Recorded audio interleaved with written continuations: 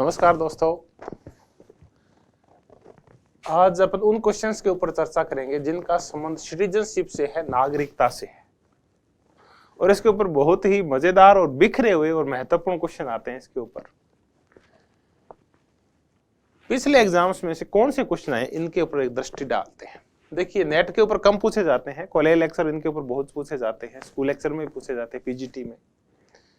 नागरिक समाज के साक्षरियों को नागरिकता के सिद्धांत के अनुसार सुधारने की जरूरत हो सकती है।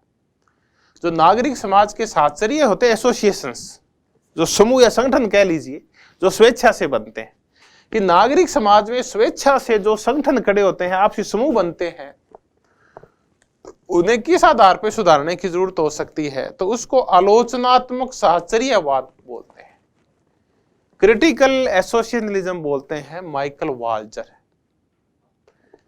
कि उसमें एक दूसरे के आलोचनात्मक विचारों को भी महत्व दिया जाना चाहिए, एक दूसरे की बात सुनी जानी चाहिए, ऐसे समूह बनने चाहिए। नागरिकता को अगर सुधारना है तो सब नागरिकों की बातें सुनी जाए, चाहे किसी ने विरोधी विचारी क्यों न प्रकट किया हो।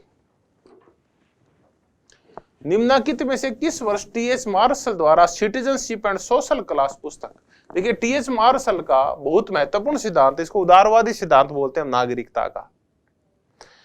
इसको नागरिकता का विकासात्मक सिद्धांत भी बोलते हैं, क्योंकि ये कहते हैं कि नागरिकता का विकास 3 चरणों में हुआ है। पहले नागरिक अधिकार आए, नागरिकता आई, फिर राजनीतिक अधिकार आए तो राजनीतिक नागरिकता आई, और फिर सामाजिक अधिकार आए तो सामाजिक नागरिकता आई। ये पुस्तक बहुत ही महत्वपूर्ण पुस्तक है जो 1950 में आई थी, सिटीजनशिप एंड सोशल क्लास, नागरिकता और सामाजिक वर्ग। टी.एच. मार्शल जो कि ब्रिटिश राइटर हैं, उनकी बड़ी प्रसिद्ध पुस्तक है ये वाली। निम्नलिखित में से कौन सा सही सुमेलित नहीं है? लोग नागरिकता का बहुलवादी परिप्रेक्ष्य है, नागरिकता का उदारवादी परिप्रेक्ष्य तो टी.एच. मार्शल अभी कर ही चुके हैं, नागरिकता का स्वेच्छा तंत्रवादी परिप्रेक्ष्य रॉबर्ट नोजिक सही है, नागरिकता का समुदायवादी परिप्रेक्ष्य है हन्ना आरेंट, ये भी सही है। तो इसमें नागरिकता का जो बहुलवादी परिप्रेक्ष्य है, इसका संबंध माइकल वाल्जर से नहीं है।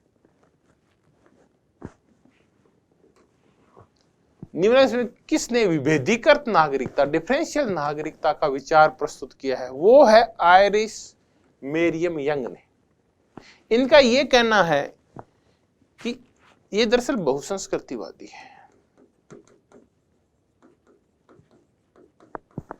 और नागरिकता चूंकि अधिकार आधारित अवधारणा है, नागरिक होने का तात्पर्य अधिकार मिलना है, इसलिए आयरिस मेरियम ये कहती है कि अलग अलग जो संस्कृतियां होती है, अल्पसंख्यक, बहुसंख्यक या कोई भी है, उनके लिए अधिकार भी अलग होने चाहिए, यानी उसको अलग नागरिकता होनी चाहिए। अलग नागरिकता अधिक अधिकार होने चाहिए उनके पास। जैसे 1929 और 30 में हमने अल्पसंख्यकों के लिए अलग से शैक्षणिक और सांस्कृतिक अधिकारों की व्यवस्था की है, वो है विभेदीकृत नागरिकता। नागरिक तो है लेकिन उनको अधिकार अलग है, इसी को कहते हैं विभेदीकृत नागरिकता।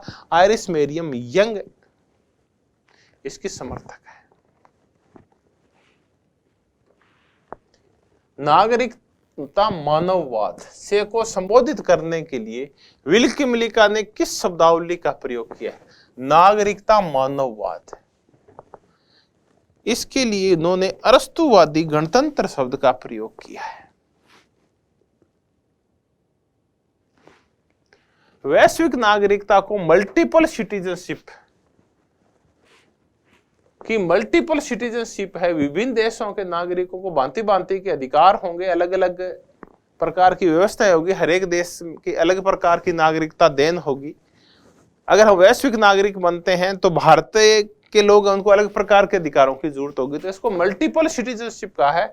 ये डेरेक बेंजामिन हिटर ने कहा है, ये बिल्कुल एक फैक्चुअल क्वेश्चन है, मल्टीपल सिटीजनशिप का है इसको। निम्नलिखित में से कौन सा जो विचारक है वो दोहरी नागरिकता का उल्लेख करता है? वो है सेंट ऑगस्टाइन, जो दोहरी नागरिकता का उल्लेख करते हैं, एक इहलौकी और एक परलौकी, सिटी ऑफ गॉड की एक दूसरी नागरिकता। एक जो उलझे हुए हैं पाप में और इन सब के अंदर, उनकी एक दूसरे जो वो नागरिक जो ईश्वर का ध्यान लगाते हैं और पवित्र है, उनकी नागरिकता। पापी और पुण्य आत्माओं की नागरिकता। निम्न से कौन कौन से विचार का राज्य को एक एम्पायर मानते हैं और ये कहते हैं कि नागरिकता धैर्य है, फोरबेरेंस के रूप में परिभाषित है कि जो नागरिक है उसको धैर्य रखना चाहिए। अगर कोई छोटी मोटी गड़बड़ कर रहा है, दूसरे के अधिकारों का हनन कर रहा है, तो उसको एक बार धैर्यपूर्वक उसको देखना चाहिए। एक और दूसरा धैर्य ये है कि दूसरे के अधिकारों में हस्तक्षेप भी नहीं करना चाहिए आपको। आप जिस स्वतंत्रता उपभोग कर रहे हैं, दूसरे को अधिकार है कि उसका उतना ही उपभोग करे। तो नागरिकता को धैर्य के रूप में परिभाषित करते हुए राज्य को सिर्फ एक एम्पायर मानते हैं जिसका काम सिर्फ ये देखना है कि कोई किसी का अधिकार छीन नहीं ले, किसी को अधिकार प्रदान करना नहीं है, बल्कि वो एम्पायर है जो विभिन्न लोग अपने अपने हिसाब से प्राकृतिक अधिकारों का प्रयोग करते हैं। अगर कोई दूसरे का अधिकार छीनता है तो राज्य बीच में आता है, वरना राज्य हस्तक्षेप करता है, उसको कोई मतलब नहीं है।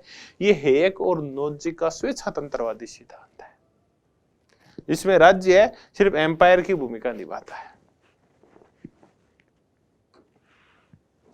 नागरिकता से संबंधित माइकल वॉल्जर की शब्दावली नहीं है, वो इसे विन्यासों का विन्यास, साहचर्य अधिकारित नेटवर्क और आलोचनात्मक साहचर्यवाद, क्रिटिकल एसोसिएशनलिज्म, ये तो हम अभी देखे गए, वो कहते हैं। साहचर्य आधारित नेटवर्क भी इनकी एक है। सेटिंग्स ऑफ सेटिंग्स भी कहते हैं माइकल वॉल्जर नागरिकता के संदर्भ में, लेकिन नागरिक सद्गुण इसके संदर्भ में इनका कुछ कहना नहीं है। तो ये इनकी शब्दावली नहीं है, ये तो है इनकी शब्दावलियां। जब हम माइकल वॉल्जर के नागरिकता से रिलेटेड क्वेश्चन पढ़ते हैं तो ये आता है। किस विचारक का मानना है कि नागरिकता केवल निवास के आधार पर होनी चाहिए? इसमें किसी सांस्कृतिक एकता या आनुवंशिकता को से नहीं जोड़ा जाना चाहिए कि आप फलाने वंश में पैदा हुए, अगर भारत में पैदा हुए और भारतीय वंशजों के पैदा हुए तो ही आपको नागरिकता मिलेगी, या अगर फलानी संस्कृति के आप अगर हिब्रू संस्कृति के तो ही आपको इजराइल की नागरिकता मिलेगी, अगर आप यहूदी हैं तो ही नागरिकता मिलेगी इजराइल की, अगर आप मुस्लिम हैं तो नहीं मिलेगी।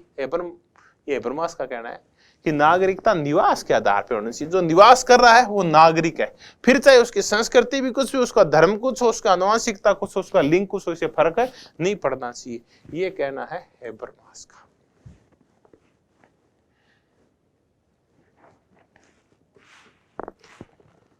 तो ये हमने नागरिकता से रिलेटेड कुछ क्वेश्चंस किए। आप जब भी नागरिकता से रिलेटेड क्वेश्चन करेंगे तो ये आपके काम आएंगे। उस टाइम भी जब आप नागरिकता के टॉपिक को समझेंगे और देखेंगे और पढ़ेंगे तब भी ये बड़े काम आएंगे, आपके ध्यान में रहेंगे कि इनकी व्याख्या क्या है। तो धन्यवाद, बहुत बहुत धन्यवाद। Thank you very much.